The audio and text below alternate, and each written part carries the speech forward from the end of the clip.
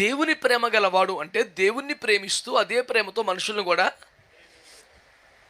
ఇప్పుడు మనం ఉదహరించిన దైవజనుల్లో మోషే అహరోన్లు మన ముందుకు వచ్చారు.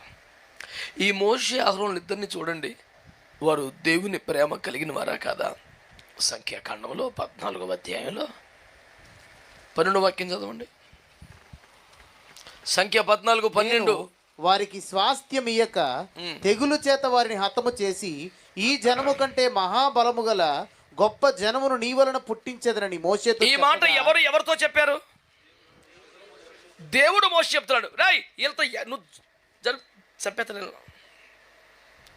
ఒక్క దెబ్బతో ఈ జనమును నాశనం చేసి నీ వలన గొప్ప బలమైన జనమును పుట్టించి వారికి దేశమును స్వాస్థ్యంగా ఇస్తానన్నాడు. ఎగిరి గంతేసి హల్లెలూయా ఆమేన్ ప్రైజ్ ది లార్డ్ అని కేకలు వేయాల్సిన మూమెంట్ అది. ఎందుకని? మోషేది ఏ గోత్రం? లేవి గోత్రం. లేవీలకి అక్కడ సూది మనం మోపే జాగా రాదు, ఎందుకంటే యెహోవాయే స్వాస్థ్యం.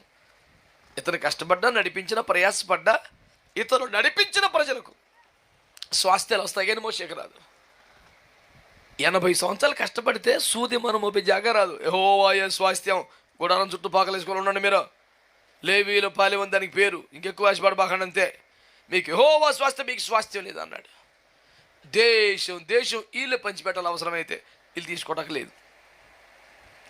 అలాంటి స్థితిలో ఉన్న వ్యక్తి దగ్గరికి వచ్చి వీళ్ళందరినీ జావగొట్టేసి నీ వలన ఒక జనమును పుట్టించి వాళ్ళకి ఇచ్చేస్తాను దేశం అంతా అన్నాడు. అప్పుడు ఏమనాలి?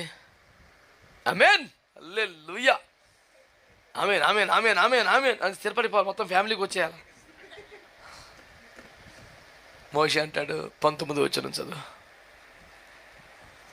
ఐగుప్తులో నుండి వచ్చినది మొదలుకొని ఇది వరకు నీవు ఈ ప్రజల దోషమును పరిహరించి ఉన్నట్లు నీ కృపాతిశయమును బట్టి ఈ ప్రజల దోషమును దయచేసి క్షమించుమని యెహోవాతో చెప్పగా. స్తోత్రం చెప్పండి.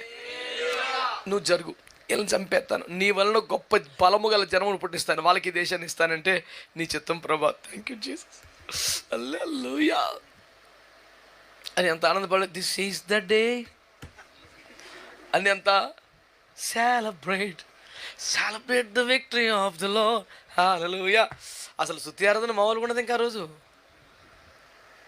మోషే వద్దు ప్రభా, ఆయన తన ప్రజలను విమోచించాడు కానీ వాగ్దాన దేశానికి చేర్చలేపాడు అంటారు. నీకు మహిమ రాదు, నాకు 4 పిల్లలు పడతాం, వాళ్ళకి స్వాస్థ్యం ఇవ్వటం, అది కాదు పాయింట్. నీకు మహిమ రావాలి, ఎన్ని వద్దు కానీ ప్రభా, ఆరంభం నుండి ఇప్పటి వరకు నీ ప్రజలను క్షమించినట్లే ఇప్పుడు నువ్వు మరలా క్షమించము, అలాగే ఇచ్చేయాలండి. స్తోత్రం చెప్పండి. ప్రజల పట్ల ఇతనికి ప్రేమ ఉందా లేదా?